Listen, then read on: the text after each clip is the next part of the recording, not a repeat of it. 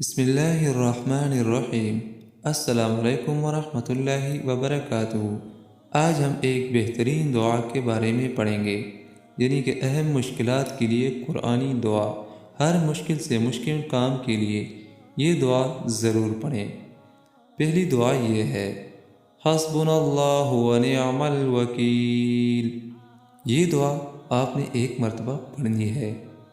Number 2، انی مسنی الضر وانت خیر ارحم الراحمین۔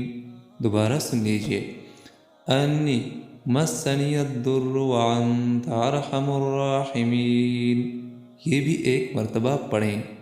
نمبر 3، لا الہ الا انت سبحانک انی کنت من الظالمین۔ یہ بھی ایک مرتبہ پڑھیں۔ روزانہ یہ 3 دعائیں ایک ایک بار پڑھیں۔